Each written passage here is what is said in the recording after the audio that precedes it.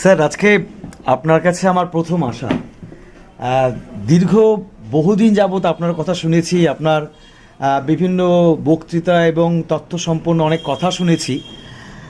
আপনার সঙ্গে দু একবার মঞ্চ শেয়ার করারও আমার সৌভাগ্য হয়েছিল বলবো।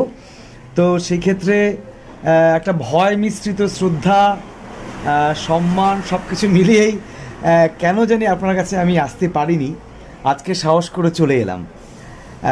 একটা বিষয়, সেটা হচ্ছে যে জলপাইগুড়িতে দীর্ঘদিন ধরে আপনি বিভিন্ন বিষয় নিয়ে চর্চা করছেন, আমাদের জানাচ্ছেন, সমৃদ্ধ করছেন।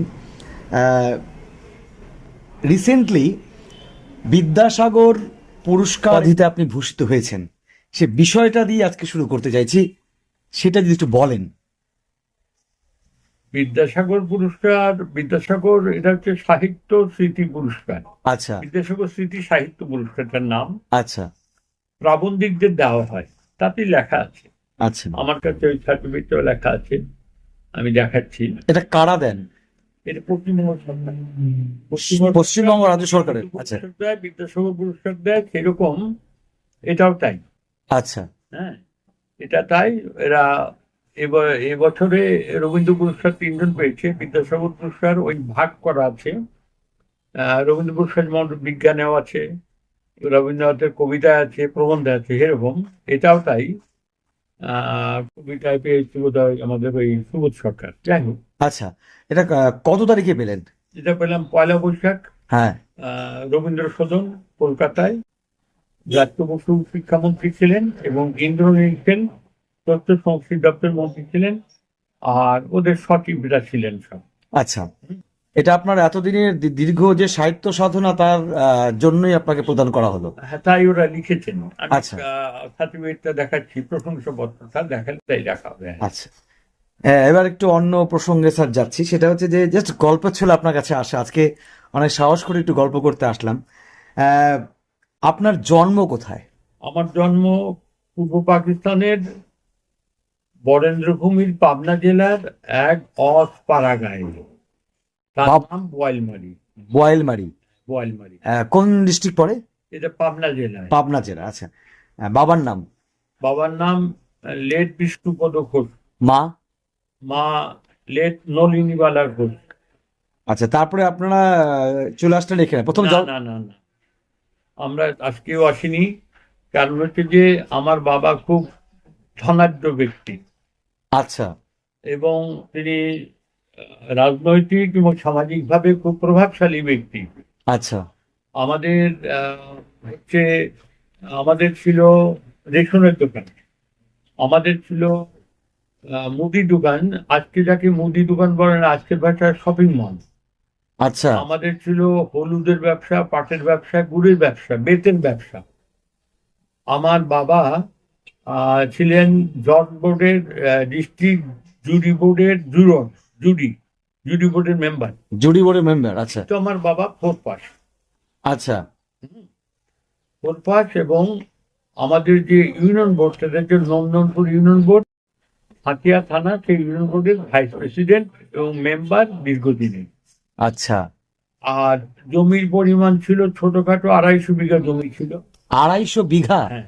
আচ্ছা আচ্ছা, সেই জমিটা ছিল আমার মার নামে, ছোট জমিদারি বলে। তার জন্য আমরা 8,000 টাকা কম্পেনসেশন পেয়েছিলাম। আমার বাবার প্রথম পক্ষের, আমি ছোট ছেলে, আচ্ছা, আমরা 4 ভাই। তা আমাকে দাদা 2,000 টাকা দিয়েছিল।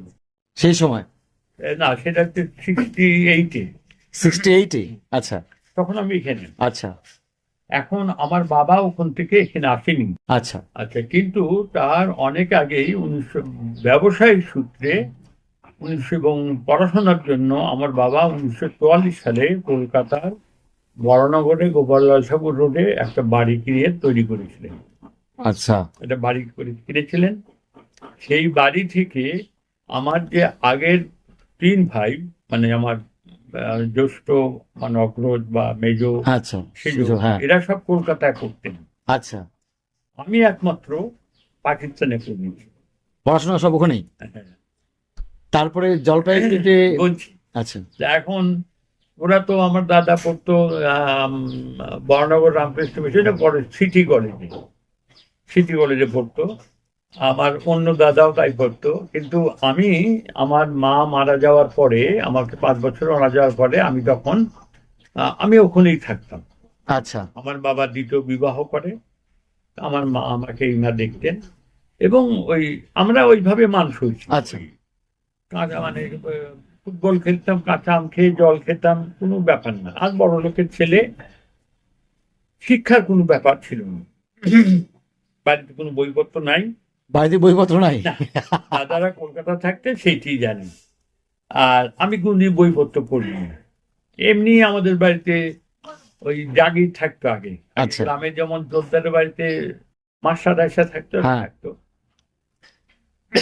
আমরা ওইভাবে পড়াশোনা করে, আমাদের বাড়ি থেকে হাই স্কুল ছিল 3 মাইল দূরে। আচ্ছা। রিয়েলি প্রতিদিন 3 মাইল হাঁটতে হতো। হেঁটে যেতেন? হ্যাঁ, তখন হচ্ছে মাটির রাস্তা। হ্যাঁ। তখন আমরা যখন শিখতে দিত, আইয়ুব খান আসলো। আইয়ুব খান মার্শাল্লাহ আসলো, মার্শাল্লাহ হলো, ফিল্ড মার্শাল আইয়ুব খান আসলো। উনি এসে আমাদের রাস্তা কংক্রিট করলো। আচ্ছা। পাকিস্তানের রাস্তা পিচের হয় না, সব কংক্রিটের হয়। কংক্রিটের? ওদের পিচ নাই তো।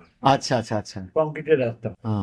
তা সেই কংক্রিটের রাস্তা, যাই হোক, আমরা ওই প্রতিদিন 3 মাইল হেঁটে যেতাম, হেঁটে আসতাম। আমাদের ওই স্কুলে সব বিভিন্ন গ্রাম থেকে ছেলে মেয়েরা আসতো, হিন্দুরাও ছিল, কিন্তু আমরা হিন্দু মুসলমান বুঝতাম না অতটা। আমাদের মাস্টারমশাইরা সবাই, হেডমাস্টার বাদে সবাই একটু বিপদে আসতো। মুসলিম ছিলেন? হিন্দু টিচার একজন। আচ্ছা। ও কিন্তু পড়ে। স্কুলের নাম কি ছিল? আতাইকুল হাই স্কুল। আতাইকুল হাই স্কুল, আচ্ছা। আমার হেডমাস্টার মশাই আবুল হোসেন, চেহারা বিএসসি পাস, অঙ্ক করাতেন, মানে আমাদের, আর জ্যামিতি করাতেন, আর ভূগোল পড়াতেন। আচ্ছা। কিন্তু কখনো আমরা বুঝিনি যে হিন্দু কি মুসলমান কি, কিন্তু আমাদের মাস্টার ওরকম ছিলেন। যাই হোক, আমি উর্দু আমাকে পড়তে হয়েছে। উর্দু পড়েছেন? ক্লাস 8 অব্দি পড়তে হয়েছে। আচ্ছা। 5 থেকে 8 উর্দু পড়তে হয়েছে। আচ্ছা। তা উর্দু পারতাম না, তখন ওই আমাদের মৌলভী মাস্টার খুব ভালোবাসতো, বলে দাঁড়া এই প্যারাগ্রাফটা মুখস্থ করবি, উলি তো এইটাই দেবো, এই যে অনুবাদ করবি।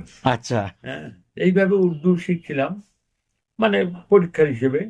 তারপর ওখান থেকে আমরা আমাদের যেহেতু বড় লোকের ছেলে, তা আমি ওখান থেকে তখন র্যালি সাইকেল আসলো, আর টেরিলিন শার্ট আসলো, আর আসলো হচ্ছে ওই হাওয়াই চপ্পল। র্যালি কোম্পানির সাইকেল, হ্যাঁ, আর টেরিলিনের শার্ট। টেরিলিনের শার্ট তখন শুরু হলো। আচ্ছা। আর হচ্ছে হাওয়াই চপ্পল। আচ্ছা। বড় লোকের ছেলে ওগুলি কিনে আমরা স্কুলে পড়ে আসতাম, সবাই তাকিয়ে দেখতাম। আমরা খালি পায়ে স্কুলে যেত।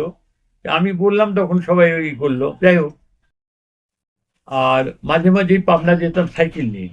আমাদের বাড়ি থেকে পাবনা হচ্ছে 16 মাইল। মানে পাবনা মেন টাউনটা আমাদের গ্রাম থেকে 16 মাইল। 16 মাইল, আচ্ছা। হ্যাঁ, তা সাইকেল নিয়ে চলে 16 মাইল সাইক্লিং করে? বাহ। হ্যাঁ, 8, 9, 9 পড়ি। তারপর যাই হোক, তা ওখান থেকে আমরা পড়াশোনায় ভালো ছিলাম কি খারাপ ছিলাম জানি না, তো পড়াশোনা করতাম না। তাহলে পড়াশোনা? ফুটবল খেলতাম, এই কাঁচা আম কাটতাম, কাঁচা আম বৈশাখ মাসে ঝড়ের সময় আম কুড়াইতাম বস্তা নিয়ে, এইসব করতাম। আর বাবা বড় লোক মানুষ, বাড়িতে প্রচুর লোক, কে কার খোঁজ রাখে, আর বাবার সময় নেই। আচ্ছা। বাবা অনেক বড় ব্যস্ত মানুষ, তিনি জুরি বোর্ডের মেম্বার, অমুক বাবা, অনেক ব্যবসা, অমুক বোর্ডের নানান, তার সময়ও ছিল না। আমার যে দ্বিতীয় মা, সে ওষুধ দেখে ডাক্তার, যাই হোক, আর তারা কলকাতায় তো। আচ্ছা। তাহলে আমি একেবারে স্বাধীন। তাহলে ওকে বাংলাদেশে গেলেন হচ্ছে আপনি? আমরা কেউ আসিনি। না, বাংলা থাকলেন কে বাংলাদেশে? আপনি, বাবা? আমি, বাবা, আর আমার এই পক্ষের মা। তারপর দাদা বিয়ে করলো, দাদা থাকলো। আচ্ছা। তারপর পিসিরা থাকলো, বাবার ভাগ্নেটা, যা হয় আর